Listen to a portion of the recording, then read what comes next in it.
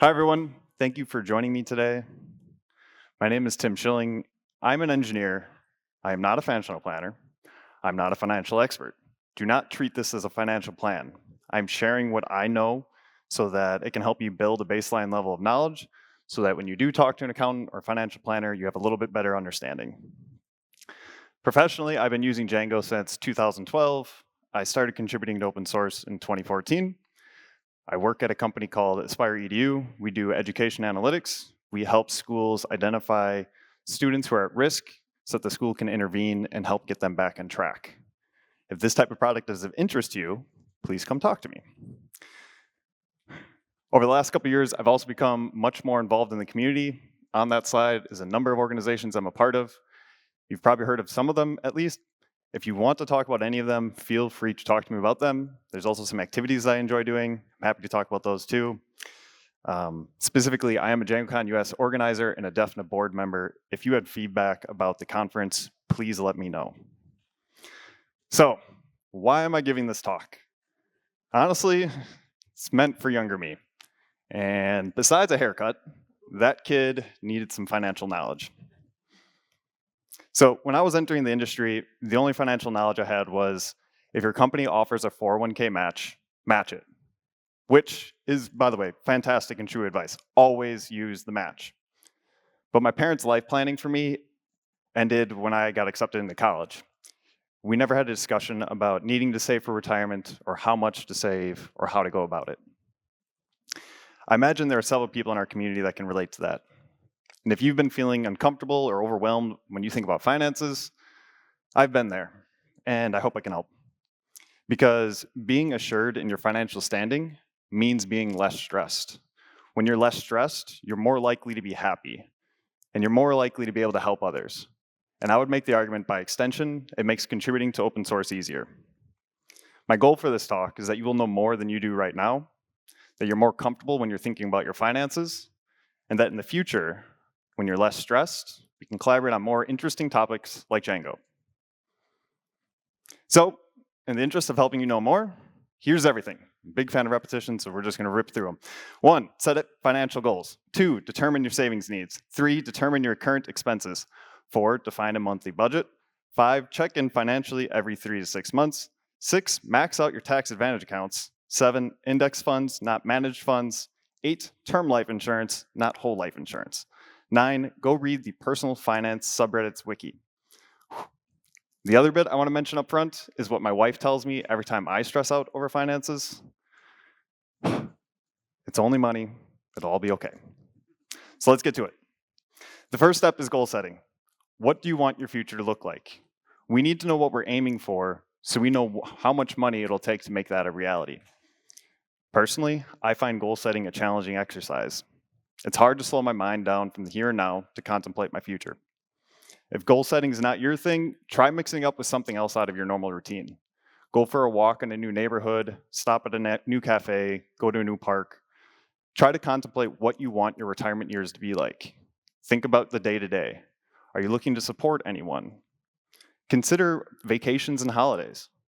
You're trying to determine your standard of living in comparison to yours today. So now that we have an idea of where we want to be, we can work backwards. We need to reduce that future down into 2 numbers: what age we're looking to retire at, and the amount of savings needed for retirement. We need to know how much we need to save and by what age. Thankfully, we can calculate those using a tool. In the last few years, I was introduced to Financial Independence Retire Early calculators, also known as FIRE calculators. In its most simplistic form, it takes your current savings, your monthly savings, and your future expenses, expected future expenses, to determine when you can retire. So I'm gonna run us through an example. We're gonna say we are, oh good, that looks nice. We're a 25-year-old, we just got a job making $70,000 after taxes, which makes things easier for us. First of all, it's a pretty good gig. To see when we retire, this is actually nestegly.com's calculator. I took a screenshot because it was not easy to read otherwise. So running through it, at the top it says, how old are we? We're 25 years old. How much have we currently saved? Big whopping 0. How much are we currently saving? So we're going to assume we spend $65,000 a year. So we're saving $5,000. We make 70, spend 65, $5,000. Lastly, how much do we want to spend in our retirement? I'm going to make a decision for us. We're going to spend more than we do right now. We're going to spend $80,000. We want to take a couple extra vacations, live it up a little. Unfortunately, we'd have to work until we're 80 before we can stop working. Not really ideal. But that's just part of the story. If we continue to work hard, learn more, we can get a senior role. So let's flash forward to when we're 30, and we've just gotten a job earning $135,000 after taxes. So we start plugging in our information. The things are gonna get a little weird because we have to account for inflation now, but bear with me, it's math. So we're 30. How much have we saved? Nearly $28,000. There's some interest in there. How much are our current expenses? So I'm gonna make the assumption that we are super duper frugal and have not changed our spending habits at all. Yes, this is unrealistic, but it makes the hypothetical more fun. However, just because we haven't changed our spending habits does not mean that $65,000 stays the same. 5 years in advance with inflation, that turns into $73,500. So we take our income, $135,000 minus $73,500, comes to $61,500. That's our new amount that we save every year. Similarly, how much we are going to spend in the future has also changed because of inflation. So $80,000 5 years later is $90,500. As you can probably have read multiple times now, you could retire when you're 52, significantly better than 80. The other thing I want to point out here is we dropped that initial savings down to zero. It still says you can retire at 52. That's because these calculators are trying to determine when is the earliest you could retire. The major difference here is how much money would be left for your survivors. Now, this calculator is pinned to 100, and they have further down on the charts, on the page, there's a chart that shows how much money you have, like your wealth every year. The difference here is at the end, it stops at 100, is how much money is left. 6 million versus roughly 2.75 million, which we're talking about $3 million, that's a lot of cash, right? But that's in dollars 70 years from now. So to really make sense of that number, we need to convert it back to today's dollars. So reversing that inflation ends up at 1.1 million on the left and 500,000 on the right. So $600,000 difference by saving for a little bit in our 20s. That's a pretty big difference. And so I'm hoping by showing this example, like you can understand how you can start planning a little bit for your future. And then also, if you save well, you can really create generational wealth. And so every time I use these fire calculators, I end up doing a bunch of hypotheticals and I spend way more time than I should. So I'm gonna run through one hypothetical, and I had this plan sort of before Jacob talked earlier today, but let's say we wanted to donate some money to the DSF out of our estate. Let's say we wanted to do $10 million, just go really big with it, which by the way, ends up like converting down to nearly 2 million, so that's even more than you wanted. With these tools, there's actually an input that says how much money do you want for your survivors, like for your state. We put 10 million in there. This calculation, in this exact scenario, it would show that you'd only have to work till you're 54. So 2 more years of working, and you end up with that much more for the future. Compound interest is wild. Okay, so now that we know how we want to live during retirement, we know how much we want, how much we need to save and by what age, we need to start saving each month. And since our income is relatively fixed, our savings are determined by our expenses. If you're unsure of what all your expenses are, I recommend downloading a CSV from all your bank accounts and credit cards for the last 3 to 6 months, and then categorize every single transaction.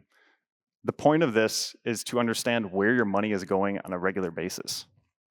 The other option is you can estimate it as best you can. So I've listed several expenses that I'm familiar with. May not be the same for everybody. At the end, you want to be able to group your expenses with fixed and adjustable. Fixed expenses are the ones you can't really change without getting in trouble. So think taxes. Adjustable expenses are the ones you could probably change to meet any savings goals. I was gonna say streaming apps, but I think this crowd might be more attuned to buying domains. To help with any budgeting, day-to-day budgeting needs, check out the You Need a Budget app, ynab.com. It's the go-to tool with budgeting. They have several resources to help people stick to their budgets. It's a really great piece of software. What works for me is I have a spreadsheet that lists off all my expenses. Once a year, I'll do that 3-month exercise where I download all my CSVs and re-update all my estimates. And then every 3 months, I'm also checking every single one of my retirement accounts to see where they're at. The purpose of this, for me, is awareness. I want to know where my family stands financially so that when a new opportunity comes up or something unexpected, I know where we are and we can make a pretty good decision quickly. I'd also like to mention something that changed my perspective on expenses, and that is being aware of when I'm on the hedonic treadmill. If you're not sure what the hedonic treadmill is, it means you're permanently spending money for only a temporary increase in happiness. My example of this, for me, is my relationship with coffee. So when I first started drinking coffee, I was drinking generic grocery store coffee. It was good. I got my caffeine boost. I was happy. And then I discovered my town has a local roastery, and that coffee was amazing. Like every time I drank it, over the moon, fantastic. Over time, it was still good, but it wasn't giving me that same boost. It just leveled off. The trouble is, when I drink the grocery store coffee, no, it tastes like dirt water. So now I'm paying a higher regular cost just to maintain my level of happiness. And that's the nature of the hedonic treadmill, and it can prevent you from saving adequately. Though to be clear, you've earned your money. Spend it however you want. It's only money. Excellent. Now that we know what we want for our future, how much we need to save, and by what age, and we're saving an amount to get there every month, we've won, right? Sort of. We now need to put that money into retirement accounts and effectively the stock market. Now, this is a logical conclusion for some people, but for younger me, it wasn't. Remember the sunglasses with a sticker on them? I always viewed the stock market as a place to lose my money. In fact, by the time I built up the courage to do something, I had accumulated 4 to 8 times as much money as I should have had in my 0.5% savings account. And if this is you right now, don't worry. It's a minor mistake. It's only money. Before I continue, I also want to mention another thing. And I'm skipping over 2 very important steps because I'm covering only the investment side of things. You should build up a emergency fund of 3 months of expenses and pay off high interest debts like credit cards. So back to our question, where to invest our savings? My general plan is to use any employee matching, max out tax advantage accounts, and buy index funds. So let's start with the employee match because it's an easy win. We've already covered it. If your employer offers any type of matching, you should absolutely utilize it. For example, if they offer you a 100% match on the first 4% of your contribution, that means for every paycheck, you're contributing 4% into your own retirement account, and then your employer will match that with the same amount. So if your paycheck is $1,000, you would contribute $40 to your retirement account, and then your employer takes another $40 outside of your salary and puts it into it. So another way to think about this is on your initial $40 investment, you see a 100% gain. There are 0 investment strategies that are ever going to match that, so always use the employer's match. The next statement was to max out tax advantage accounts. Tax advantage means it's exempt from some taxes. Not all of them, but some. This comes at a cost though. Typically, it's that you can only contribute so much per year and that you can only access this money when you reach a certain age. There are some exceptions, but I'm not covering those. It's outside the scope here. The 2 relevant taxes in the US are income and capital gains tax. Capital gains tax, if you're not familiar, is the money you pay the government for any profit you make off an investment. If you buy a tax advantage account will help you avoid one of these 2 taxes. And so let's look the other way. If you buy an index fund for your own personal brokerage account, you'd be paying income tax. So you're buying that fund with money that's already been taxed there. And then any profit you make off it, you then pay capital gains tax. So with a tax advantage account, you're avoiding some of that tax. So you have more money to accrue interest and generate more wealth. That's why you want to maximize your tax advantage accounts before purchasing funds for yourself or on your own. The other thing to mention is not everybody has access in the US to all these tax advantage accounts. If you are a freelancer or a small business owner, please contact an accountant. They will help you navigate this. If you're a full-time employee, check your benefits guides for any of these terms. If you see them, do some additional research, then reach out to an accountant or a financial planner. For folks not in the US, it's going to be dependent on every country. I recently found out that some countries have a nationalized pension that you have to contribute into. But yeah, I would suggest reaching out to a trusted colleague, talk to an accountant, talk to a financial planner. They can help you with that. There's also international personal finance subreddits that are helpful. They're not for every country, but there are some out there. Also, I'm not going to go into detail on all those accounts. I do want to mention 2 of them, though, because they're special. That is the HSA and the 529. So the HSA is something you can invest in through if you use a high deductible health insurance plan. You can also only spend that money on healthcare expenses. And then the 529 is something you can only spend on education expenses. So while these are useful to everybody, when you start having dependents, they become much more useful. All right, so with any of those previous accounts that I mentioned, you still face the question, what do I invest in? If you're using an employer plan, you're gonna have pretty limited options, so it's a little difficult. If you're purchasing funds for your own personal brokerage account, say like a Roth IRA, you're gonna have access to many more funds. My current long-term investment strategy is to maintain a balance of 50% US stocks, 30% international, and then 20% bonds. As you gain more confidence, you're gonna realize all those numbers are subjective and they should be tweaked. The reason though why you want, or at least when you're younger, earlier on before retirement, why you want fewer bonds is because they're gonna have less growth. However, they are less risky. A bond can be thought of as a loan that you provide an entity. So when you buy a bond, you give an entity some money, they agree to pay you back a set amount, a certain amount of time later. With stock, you're buying ownership into a company, and you only make or lose money when you sell it. So if the company's worth more, you make some money. If the company's worth less, you've actually lost money. That's why stocks are more risky. That's why you want to balance between stocks and bonds. And that balance is going to be different for every single person. Everyone has their own life circumstances, and so your risk tolerances are going to be different. Also, as you get older, your risk tolerance changes. You're probably going to be less willing to risk your savings for future growth the older that you get. So now, while you can go out and buy a company stock directly, that's not something I do. I instead prefer to diversify, reduce my risk by purchasing an index fund. Index funds are funds that track a specific stock market benchmark. For example, there's VTI, Vanguard Total Stock Market Index Fund.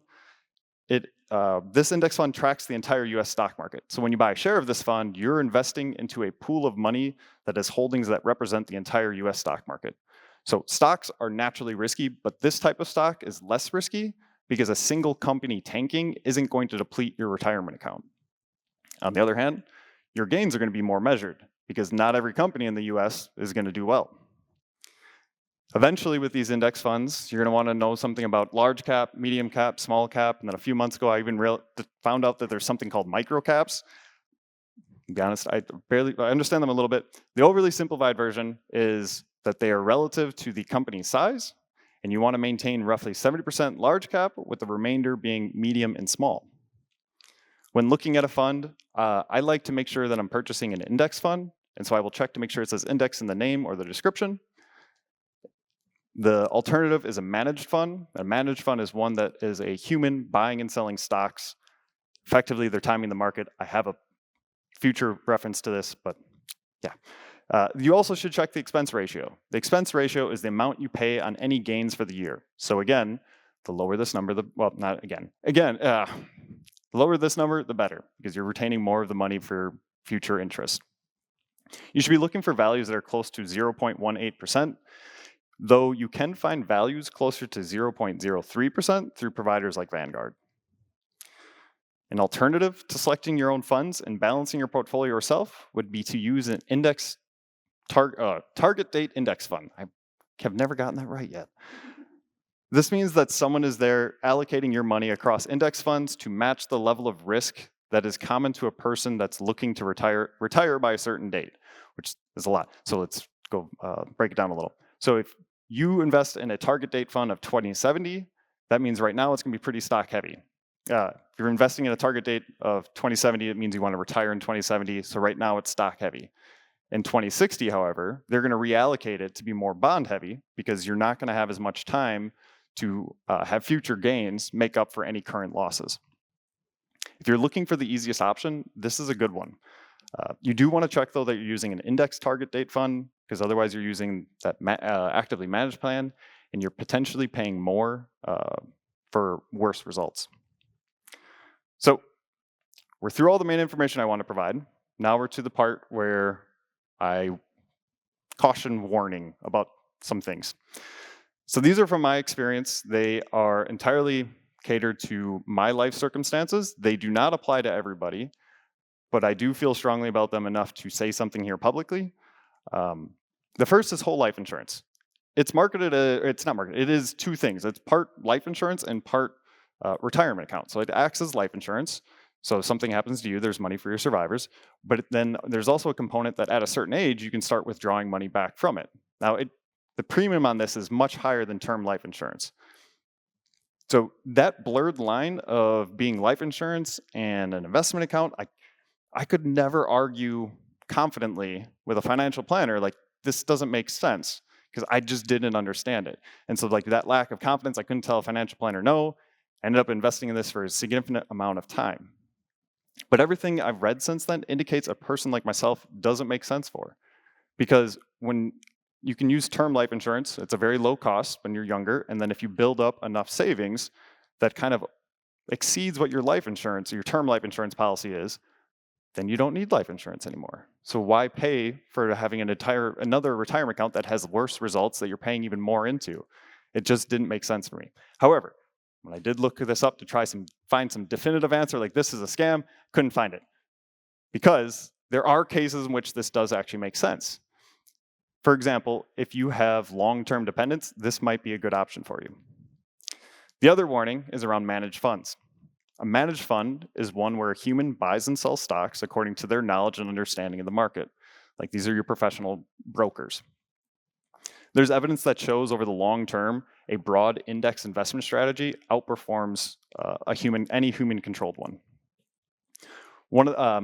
Additionally, besides earning you less money, there's additional costs to it.